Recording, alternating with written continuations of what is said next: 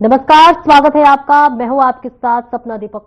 Bulletin का आगाज करेंगे, लेकिन उससे पहले रायगढ़ से एक बड़ी खबर सामने आ रही है, जहां वित्त मंत्री ओपी चौधरी ने बनाई चाय। जी हां, बताते चले कि जीवार्धन चौहान की चाय की दुकान में पहुंचे मंत्री, जहां बीजेपी के महापौर प्रत्याशी हैं जीवार्धन चौहान, और वही उन्होंने खुद चाय बनाकर लोगों को पिलाई। बीजेपी महापौर प्रत्याशी के लिए किया प्रचार, और इसी के साथ रायगढ़ में ट्रिपल इंजन की बनेगी सरकार। ये बड़ी खबर, बड़ी जानकारी आप तक रायगढ़ से पहुंचा रहे हैं, जहां बीजेपी के महापौर प्रत्याशी जीवार्धन चौहान ने चाय बनाई, दुकान में खुद चाय बनाकर लोगों को पिलाई, इंजन की सरकार बनाने का दावा भी पेश किया। तो रायगढ़ से देखिए, वित्त मंत्री ओपी चौधरी ने यहां पर चाय बनाई है। जीवार्धन चौहान की चाय की दुकान में मंत्री पहुंचे और वहां पर उन्होंने चाय बनाई, और चाय बनाने के बाद लोगों को भी पिलाई, और इसी के साथ साथ ट्रिपल इंजन सरकार बनाने के दावे को जो है वो दावेदारी पेश करते हुए नजर आए। रायगढ़ से ये बड़ी जानकारी आप तक पहुंचा रहे हैं, जहां वित्त मंत्री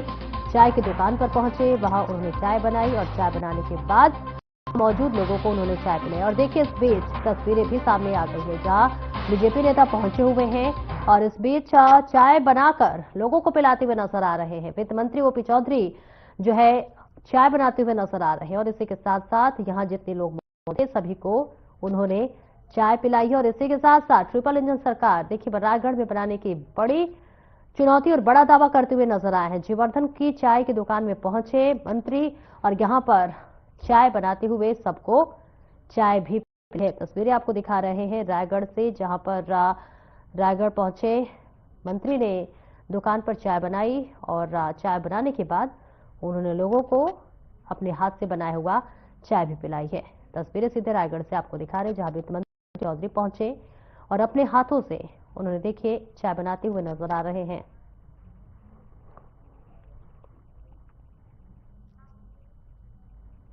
और वही वित्त मंत्री ओपी चौधरी जिला पंचायत प्रत्याशियों के नामांकन रैली के रायगढ़ पहुंचे, जहां वित्त मंत्री ने कहा कि चप्पा चप्पा भाजपा, और इसके अलावा उन्होंने कहा है कि कांग्रेस में बिखराव है, जबकि बीजेपी के कार्यकर्ता मजबूती से चुनावी मैदान में है। पंचायत से लेकर संसद तक और पार्षद से लेकर तक हम सब बीजेपी के विजय रथ की आगे बढ़ाने के लिए कृत संकल्पित है।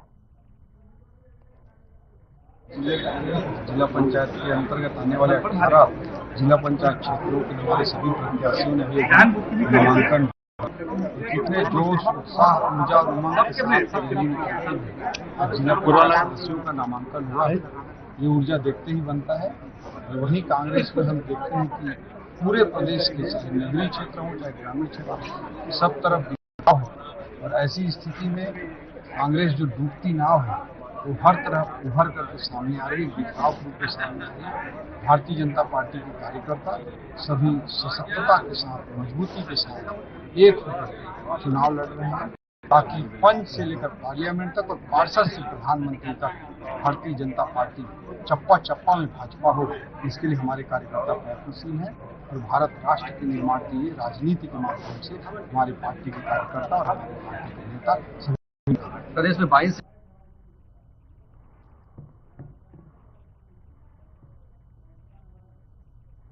और वह हिंदुस्तानी आवास मोर्चा द्वारा मंगलमय भवन अग्रसेन चौक में पहुंचे, जो है मुख्य अतिथि युवा प्रकोष्ठ के राष्ट्रीय अध्यक्ष मोहम्मद कमाल प्रवेश सहित कई कार्यकर्ता सम्मेलन कार्यक्रम में शामिल हुए। और इस बीच आयोजित सम्मेलन में जो है को राकेश मुखर्जी संबोधन में कहा है कि छत्तीसगढ़ की पावन भूमि पर हम का आगाज है, और ऐसे में छत्तीसगढ़ में हिंदुस्तानी आवाम मोर्चा हम के संरक्षण माननीय चित्ताराम मांझी के उद्देश्यों को हर हाल में लोगों तक पहुंचाएंगे।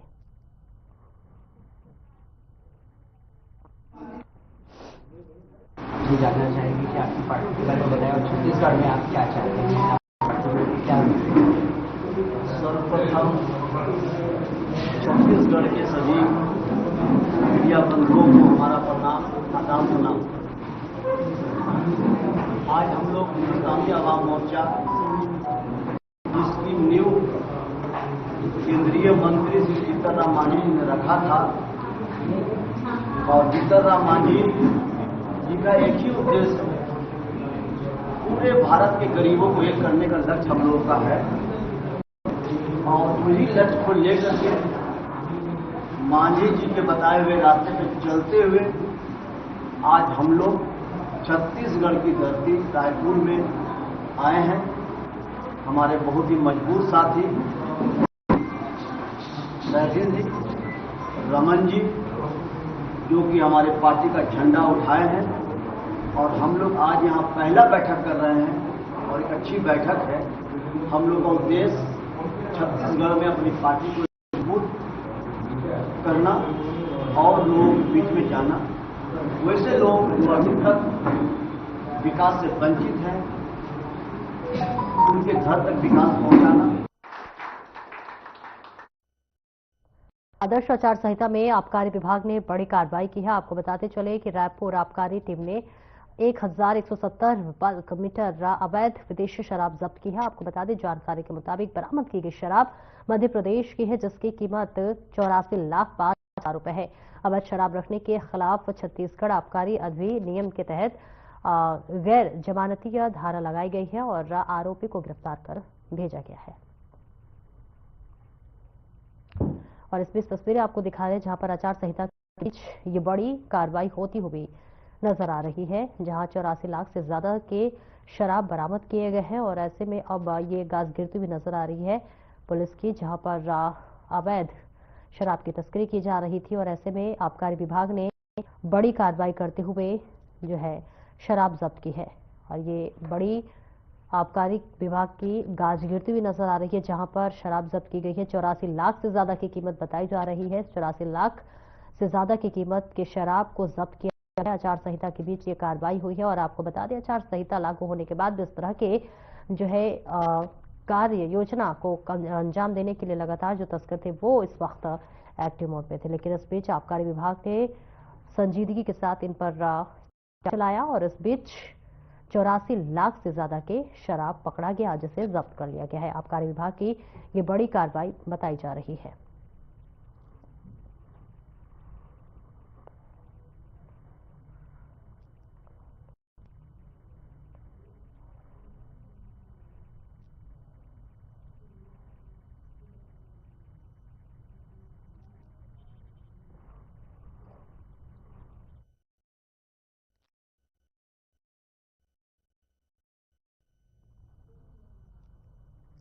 और वही छत्तीसगढ़ फिल्म इंडस्ट्री छालीवुड के चर्चित एक्टर, मेकर, डायरेक्टर और बीजेपी नेता राजेश अवस्थी को दिल का दौरा पड़ गया, जिससे उनका निधन हो गया। आपको बताते चले 42 साल की उम्र में उनका निधन हो जाने के बाद से फिल्म और राजनीतिक जगत के लिए बड़ी क्षति मानी जा रही है।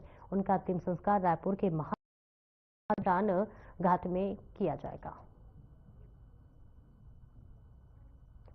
और देखिए, एक बहुत बड़ी क्षति और बहुत दुखद खबर आपको बता दें, जहां 42 साल की उम्र में जो है इस बड़े कलाकार की निधन हो गई है।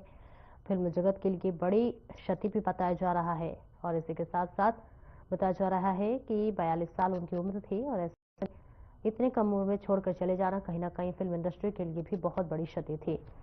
और एक्टर राजेश को दिल का दौरा पड़ गया। हार्ट अटैक होने की वजह से महज 42 साल की उम्र में ही उनका जीवन समाप्त हो गया, जिससे फिल्म इंडस्ट्री के लिए ये बहुत बड़ी क्षति मानी जा रही है। 42 साल का उम्र था, दिल का दौरा पड़ा, जिस वजह से अचानक उनका निधन हो गया। तस्वीरें आपको दिखा रहे हैं जहां एक बड़े कलाकार ने इस दुनिया को अलविदा कह दिया। फिल्म जगत के जाने माने एक बड़ी हस्ती थे और ऐसे में दिल का दौरा पड़ जाने की वजह से एक्टर राजेश की मौत हो गई है। हार्ट अटैक की वजह से इनकी मौत हो गई है। 42 साल की उम्र में इन्होंने अंतिम सांस ली और ऐसे में फिल्म इंडस्ट्री के लिए बहुत बड़ा नुकसान बताया जा रहा है।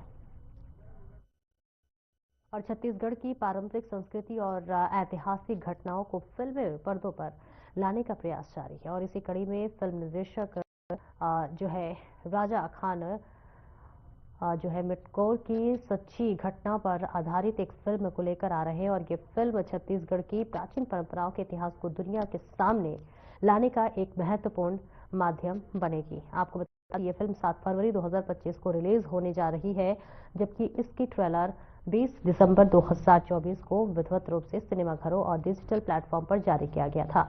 इस बीच इसके बारे में बताते चले कि राजा खान ने बताया है कि फिल्म झिटकू मिटकी को कहानी छत्तीसगढ़ के बस्तर क्षेत्र की 300 साल पुरानी परंपराओं और प्रथाओं से प्रेरित है। बस्तर में अनेक कहानी छिपी हुई हैं, जिसमें से एक ये है कि दुनिया के सामने प्रस्तुत करना है कि बस्तर में ऐसे कॉन्सेप्ट की है।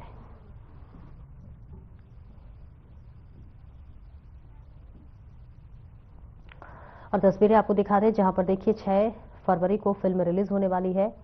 माफ कीजिएगा, 7 फरवरी को फिल्म रिलीज होने वाली है और इसके पहले देखिए इसकी ट्रेलर भी दिखाया गया था और अब ये बड़े पर्दे पर रिलीज होने वाली है, जिसके लिए सभी उत्सुक है देखने के लिए। इसमें खास परंपराओं संस्कृति को भी दर्शाया गया है और फिल्म जो है वो 7 फरवरी को रिलीज होने वाला है। और इस बीच आपको बता दें चले कि भी इस फिल्म का बेसब्री से इंतजार कर रहे हैं इसकी झलकियों को देखने के लिए। निर्देशक राजा खान जो है ये फिल्म ला रहे हैं और ऐसे में इसमें सांस्कृतिक परंपरा की अनूठी छाप देखने को मिलेगी। 300 साल पहले की जो परंपरा है वो फिल्म में दिखाई गई है और ऐसे में जो दर्शक है वो काफी उत्सुक होते हुए नजर आ रहे हैं। इस फिल्म का इंतजार बेसब्री से किया जा रहा है।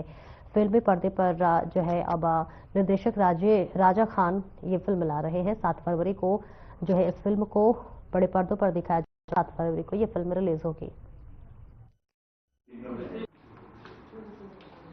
बहुत प्यारी छत्तीसगढ़ के इतिहास पर आधारित फिल्म है ये और 7 फरवरी को पूरे छत्तीसगढ़ में रिलीज हो रहे हैं, जिनको पूरे छत्तीसगढ़ वासी सिर्फ एक स्टैचू या तो एक वो समझते हैं कि सिर्फ इनका एक ये है, तो वो नहीं दोस्तों, बहुत रियल घटना, 300 साल पुरानी स्टोरी है और सत्य घटना पे आधारित है। इनका आज भी वंशज मौजूद है, इनका मंदिर बना है, इनका पूजा होता है। जिस तरह आप लैला मजनू, हीर रांझा और ना जाने कितने लव स्टोरी कहानी सुने, लेकिन इनकी जब लव स्टोरी का आप देखेंगे और समझेंगे तो आपको नेचुरल फील होगा कि हमारे बस्तर में भी एक ऐसी ऐसी कहानी है जो कई सालों से कहानी दफन है। तो हम लोग यही कोशिश किए कि इस कहानी को हम लाया दुनिया के सामने प्रेजेंट करें कि हमारे बस्तर में और हमारे छत्तीसगढ़ में भी बहुत अच्छे अच्छे कॉन्सेप्ट है जिसमें फिल्म बनाया जा सकता है। और हमारा उद्देश्य, अगर आप फिल्म देखेंगे तो आपको सिर्फ यूं लगेगा कि हम 300 साल पुरानी दुनिया में चले आए। आपको सेटअप, केटअप, उनका लाइटिंग, हर चीज आपको पुराने दौर की फील कराए।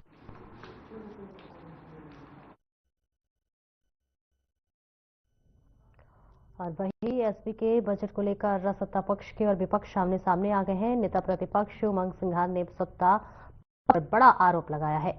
उन्होंने कहा है कि हमारी परंपरा में बजट तैयार करने से पहले विपक्षी विधायकों और निष्पक्ष विपक्ष के नेता से परामर्श किया जाता था, लेकिन बजट को लेकर विपक्ष से कोई भी राय नहीं ली गई है।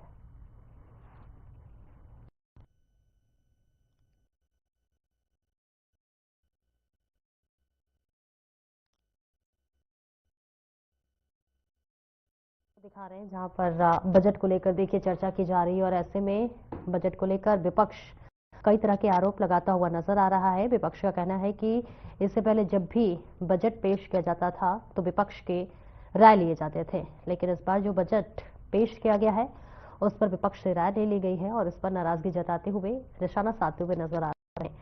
जहां पर क्षेत्र की जनता के साथ अन्याय किया गया है, ऐसा बयान देते हुए नजर आ रहे हैं। बजट को लेकर विपक्ष का ताबड़तोड़ कई तरह के आरोप लगाया जा रहा है और इस बीच ये तस्वीरें आपको दिखा रहे हैं जहां मध्य प्रदेश के बजट को लेकर यहाँ बात चल रही है। विपक्षी विधायकों से राय नहीं ली गई है, ऐसा आरोप लगाया जा रहा है। बताया जा रहा है कि पहले जब भी बजट पेश किया जाता था तभी विपक्ष से राय लिया जाता था, सलाह मशवरा किया जाता था, लेकिन इस बीच जो बजट पेश किया गया है उस पर ना ही विपक्ष से राय ली गई, ना ही विपक्ष से कोई सलाह मशवरा लिया गया। इस तरह से ये क्षेत्र की जनता के साथ अन्याय है, ऐसा बयान दिया जा रहा है। तस्वीरें आपको बता रहे हैं जहां बजट को लेकर अब वार पलटवार का जो दौर है वो लगातार जारी है और बजट को लेकर विपक्ष अब सरकार को घेरी नजर आ रही है, जिस पर विपक्ष का कहना है कि उन्हें सलाह और मशवरा लेने चाहिए थे।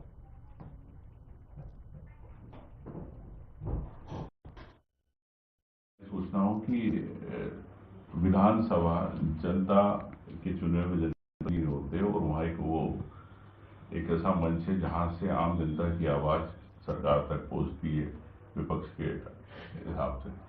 लेकिन विधानसभा के अंदर कई ऐसे आपको आश्वासन प्रस्ताव आप देख सकते हैं जिसके सरकार सुनती तो है लेकिन कार्रवाई नहीं करती, तो जनता की आवाज नहीं है। आज जल जीवन मिशन को लेकर पूरे प्रदेश के अंदर गर्मी आने वाला योजनाएं बंद पड़ी है, ठेकेदार भाग गए, पानी नहीं मिल रहा।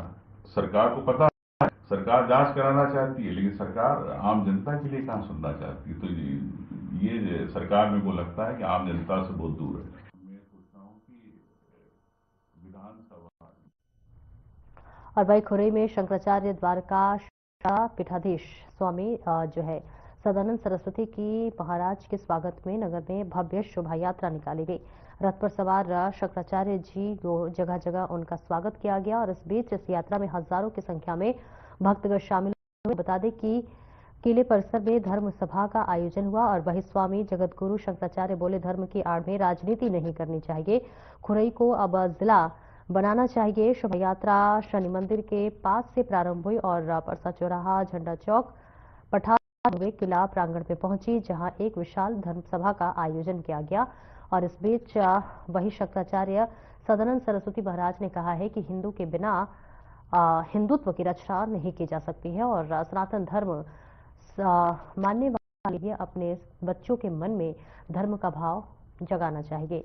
धर्म सोते हुए बालक के समान है, उसे जागृत करने की जरूरत है और वह हम सब में विद्यमान है, बस आपको उसको जगाने की जरूरत है।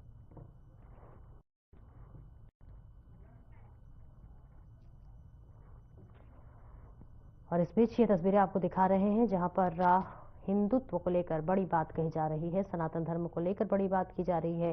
कहा जा रहा है कि हिंदू के बिना हिंदुत्व की जो है कोई भी कल्पना नहीं की जा सकती। शंकराचार्य महाराज के देखिए यहाँ पर भव्य स्वागत किया जा रहा है। देखिए यात्रा की जा रही है, शंकराचार्य यात्रा कर रहे हैं। तमाम जो भक्त हैं, श्रद्धालु हैं, इस यात्रा में शामिल होते हुए नजर आ रहे हैं और इस बीच और सनातन को लेकर यहाँ पर बड़ी बात कही जा रही है। तस्वीरें आपको दिखा रहे हैं जहां पर शंकराचार्य जी की यहाँ पर यात्रा निकाली जा रही है और इसी के साथ साथ इस यात्रा में तमाम जो श्रद्धालु हैं वो चलते हुए नजर आ रहे हैं।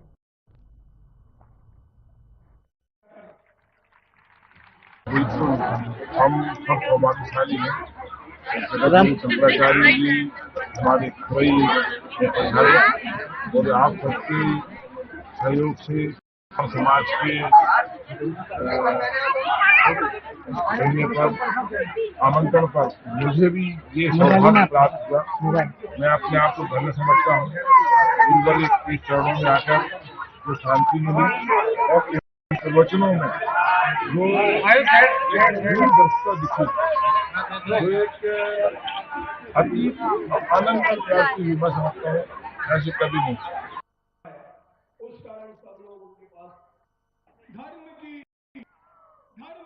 और वही खुरई क्षेत्र में लूटपाट का मामला सामने आया है जहां पर आपको बता दें कि प्रयागराज के कुंभ से लौटकर अपने घर जो है मुंगावली जा रहा एक परिवार के 23 श्रद्धालुओं के वाहन में तोड़फोड़ कर 6 युवकों ने लूट की घटना को अंजाम दिया है। वही सूचना मिलने के बाद शहरी थाना पुलिस जांच में जुटी हुई है। वही इस मामले में पीड़ितों ने जानकारी दी है कि रात लगभग 11 बजे हुई, जब से खिमलाया रेलवे गेट निकलकर जा रहे थे और इस बीच आपको बता दें तब युवक गाड़ी सामने लाकर लटक गए और इस बीच उसे खींचकर बाहर निकालकर मारपीट करने लगे।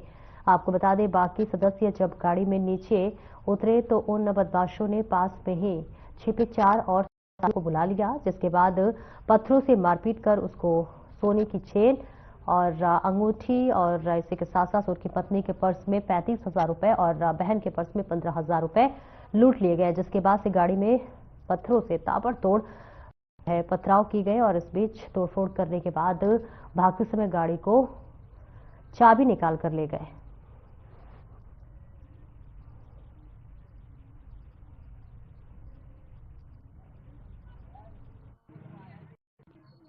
आइए और इन 2 बंदा है, उधर रोक लिया उन्होंने, मेरे भाई की मारपीट की, अंगूठी चुड़ाई, सोने की आधा तोले की, 1 तोले की चेन चुड़ाई और 4 बंदे पर बुलाया इसने। भाभी का पर्स ले गए 33,000 का और 15,000 का मेरा पर्स ले गए और गाड़ी की तोड़फोड़ की। कितने लोग थे? बेटे 6 बंदे। कहाँ से लौट रहे थे और क्या घटना हुई आपके साथ? प्रयागराज से लौटा था, स्कूल से मैं आ रहा था और 2 बंदे यहाँ से खड़े थे, भी आके एक गंदा जैसे हाथ रख दिया गाड़ी के बोनट पे तो उसने हाथ रख के गाड़ी रोकी और मैंने गाड़ी जो बंद की, मेरे से घूम गए, मेरे को मारा। और इसके अलावा उसने 4 बंदे फोन करके और बुलाए। मैं एक अंगूठी पहना था, आदित्य बोला कि और एक चेन पहना था, ये छीन के ले गए। दोनों वो गाड़ी से मेरी मैडम उतरी, उसके पर्स ले गए, 35,000 रुपये उसमें थे और मेरी बहन की पर्स में 15,000 रुपये। ये घटना हुई और मेरी गाड़ी की फोटो है सामने रखी है।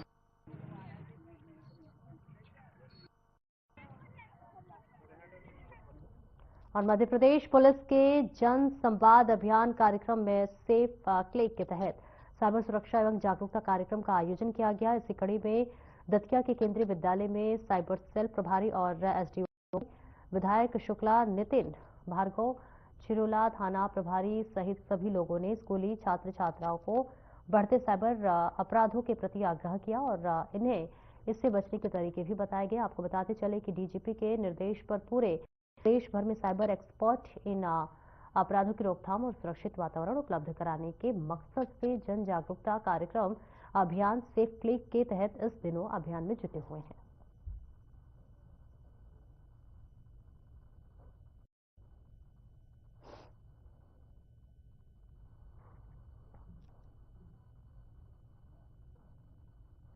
और वहीं केंद्रीय वित्त मंत्री निर्मला सीतारमण ने बजट पेश किया, जिस पर छत्तीसगढ़ के वित्त मंत्री ओपी चौधरी ने एकात्म परिसर में प्रेस कॉन्फ्रेंस की, जहां उन्होंने कहा है कि पीएम मोदी के नेतृत्व में 2047 तक विकसित भारत बनाने का संकल्प और बजट में 12 लाख तक की आय पर छूट से मध्यम वर्ग, छोटे व्यापारी, नौकरी पेशा को राहत मिलेगी।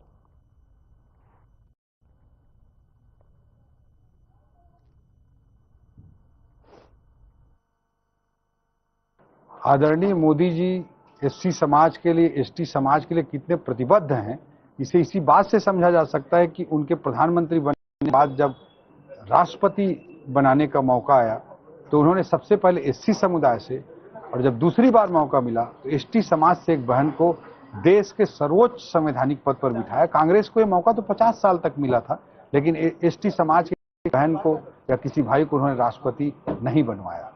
ये उनका कमिटमेंट साफ तौर पर दिखाई देता है। रही बात बजट की, तो आप देख सकते हैं पीएम जनमन, जो पीवीटीजी हमारे विशेष पिछड़ी जनजाति के जो साथी होते हैं, उनके दृष्टि से कीर्ति आबा भगवान बिरसा मुंडा जी के नाम पर जितनी स्कीम्स हैं, स्टैंड अप योजना में एसटी, एससी या वुमेन एंटरप्रेन्योर को सपोर्ट करना।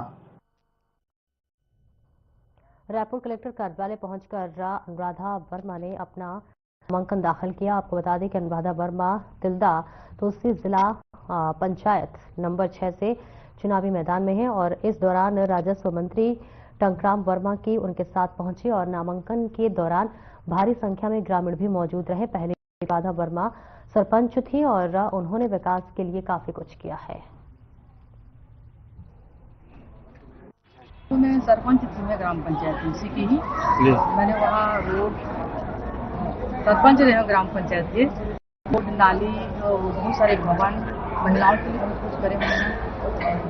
मैं ये चाहती हूँ कि जो युवा पीढ़ी है उसके लिए जो कुछ किया जाए और जो नशा पान की ओर जात है उन्हें रोके पर भी सरकार तरफ से कुछ प्रयास होना चाहिए। ये सब मैं आने वाले समय के लिए मैं इसके लिए प्रयासरत रहूँ और लड़की मन के लिए जो कुछ कर सकूँ, मैं जो बेरोजगार लड़का है उन के लिए मैं कुछ न कुछ करना चाहूँ। अगर मैं प्रतिनिधित्व मिला था। कौन से क्षेत्र से चुनाव लड़ा था? जिला क्षेत्र क्रमांक 6।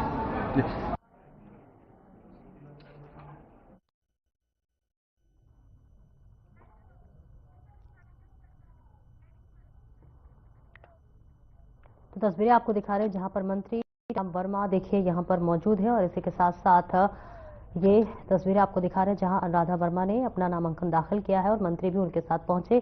तमाम दुखिए यहाँ पर ग्रामीण वो भी यहाँ पर पहुंचे हुए हैं।